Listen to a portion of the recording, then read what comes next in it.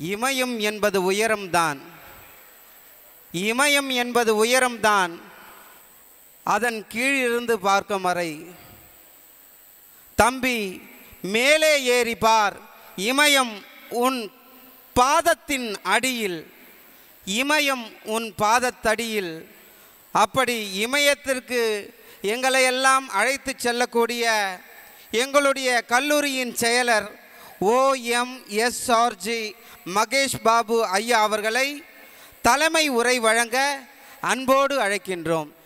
உங்களுடைய மிகப்பெரிய கரவொலியின் மத்தியில். கரவொலியே கேட்கலையே. அதாவது கை தட்டினா ஆயுஸ் அதிகமாகுமா, அதனால் இன்னும் பலமாக தட்டலாம்.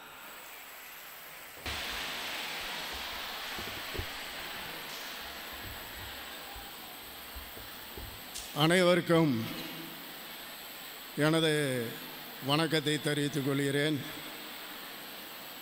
உற்சாகமாக பழைய செயலாளர் சர்பராஜன் அவர்களுக்கு வரவேற்பளித்த மாணவிகளுக்கு நன்றியை தெரிவித்துக் கொள்கிறேன். VHNSN அலுமினை அசோசியேஷன் ஃபேண்டசி பங்கேற்ற வெற்றி பெற்ற மாணவ மாணவிகளுக்கு என்னுடைய வாழ்த்துக்களையும் பாராட்டுக்களையும் தெரிவித்துக் கொள்கிறேன். மேலும் கல்வி மட்டுமல்ல, எக்ஸ்ட்ரா கரிக்குலர் ஆக்டிவிட்டீஸ் எல்லாம் நீங்கள் நல்லா முன்னுக்கு வரணும்னு இந்த அலுமினி அசோசியேஷன் சிறப்பாக ஏற்பாடு செய்து வருகிறார்கள். அவர்களுக்கு என்னுடைய வாழ்த்துக்களையும் பாராட்டுக்களையும் தெரிவித்துக் கொள்கிறேன். இந்த தடவை வெற்றி பெறலைனாலும் அடுத்த தடவை நீங்கள் கண்டிப்பாக வெற்றி பெறணும்னு வாழ்த்துகிறேன்.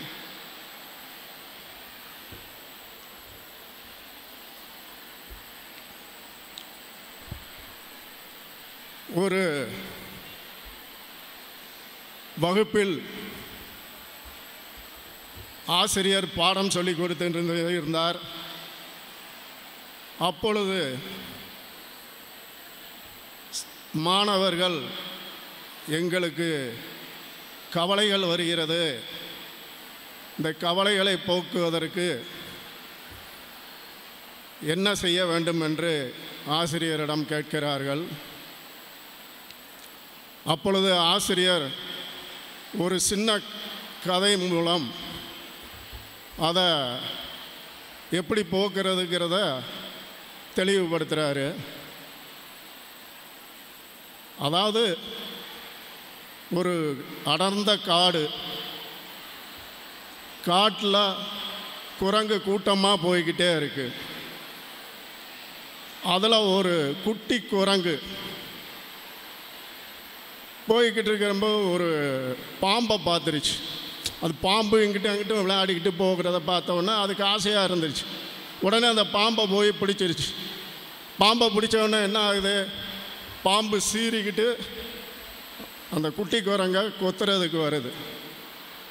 அது பயத்தில் அப்படியே கையில் பிடிச்சிக்கிட்டே நிற்கிது. மற்ற குரங்கு எல்லாம் ஐயையோ இப்படி ஒரு பாம்பை போய் பிடிச்சிட்டானே, அந்த பாம்பு விஷம் உள்ளதே, இது கடித்தா செத்து போயிடுவானே, சரி அப்படியே கீழே போட்டு அப்படி சொன்னால் கொத்திடுமே அப்படின்னு சொல்லிவிட்டு அந்த குரங்குகள் ஒன்றுக்கு ஒன்று பேசிக்கிட்டே இருந்துட்டு கொஞ்ச நேரத்தில் இவனை காப்பாற்ற முடியாது அப்படின்னு சொல்லிட்டு ஒவ்வொன்றா நகல ஆரம்பிச்சிருச்சு.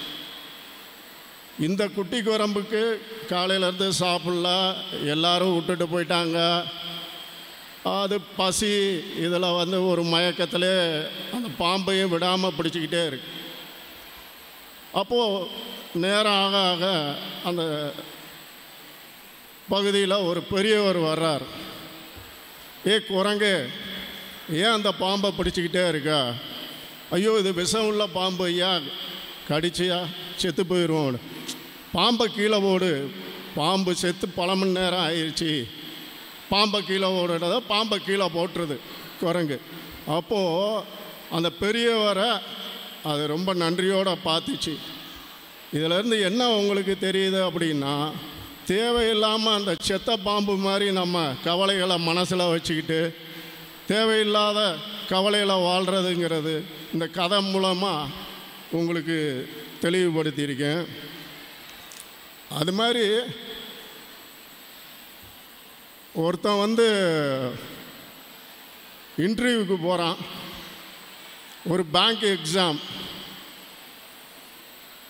இன்டர்வியூவில் நிறையா கேள்வியெல்லாம் கேட்குறாங்க, எல்லாத்துக்கும் பதில் சொல்கிறான். கடைசியில் 70 என்னப்பா அப்படின்னு இவன் ஒரு பதட்டத்தில் 135ன்னு சொல்லிட்டான்.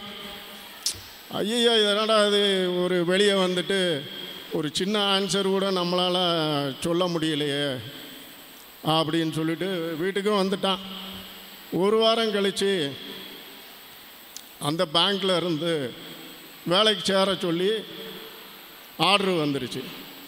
ஏன்னா நம்ம தப்பாக தானே வேறு சொல்லிட்டோம், நமக்கு ஆர்டரு போட்டு வந்திருக்கே அப்படின்னு சரின்னு போய் ஜாயின் பண்ணிட்டான். ஜாயின் பண்ணதுக்கப்புறம் ஒரு வாரம் கழித்து பெர்மனெண்ட் ஆகிருச்சு அவனுக்கு.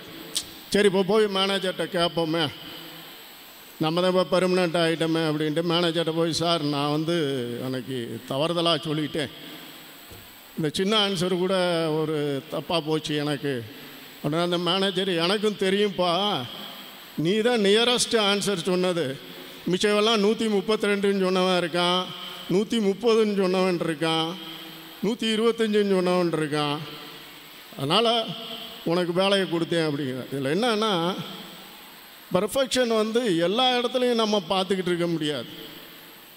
அறிவியல் பொறியியலில் பர்ஃபெக்ஷன் பார்க்க துல்லியம்.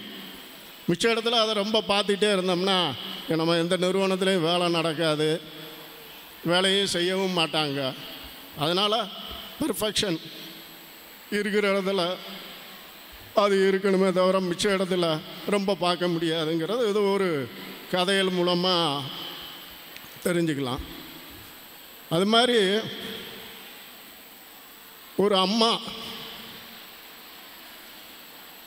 வீட்டில் தான் பிள்ளையை எழுப்பி விடுறாங்க. அந்த பிள்ளை எந்திரிக்க மாட்டேங்குது. காலேஜுக்கு போகணுமா, எந்திரி அப்படிங்கிற. இல்லை நான் காலேஜுக்கெலாம் போகல, எனக்கு காலேஜெல்லாம் பிடிக்க மாட்டேங்குது. ஏன் பிடிக்க மாட்டேங்குது? இல்லை அங்கே இருக்கிற பசங்களுக்கும் என்னை பிடிக்க மாட்டேங்குது, பாடம் சொல்லி கொடுக்குற வாத்தியார்களுக்கும் என்னை பிடிக்க மாட்டேங்குது, இப்போ எதுக்கு நான் போகணுங்கிற அப்படின்னு. இல்லை நீ கண்டிப்பாக போய்த்தேன் ஆகணும். அப்போ அதுக்கு என்ன காரணம் சொல்லு அப்படின்னு அவங்க அம்மாட்ட அந்த பிள்ளை கேட்குது. உனக்கு வயசு 52, நீ தான் இந்த காலேஜுக்கு பிரின்சிபாலு அப்படின்னு சொல்லுவாங்க. இது மாதிரி நம்ம பிரின்சிபால் என்ன பிரின்சிபாலை சாரை பார்க்குறீங்க, அவர் கொஞ்சம் கடுமையாக தான் இருப்பார், அது உங்கள் நல்லதுக்கு தான் கடுமையாக இருப்பாரே தவிர வேறு எதுலேயும் உங்களுக்கு கடுமையாக காட்ட மாட்டார். இந்த நல்லதொரு வாய்ப்பை எனக்கு அளித்த அனைவருக்கும், இருங்கப்பா இன்னும் முடிக்கலப்பா,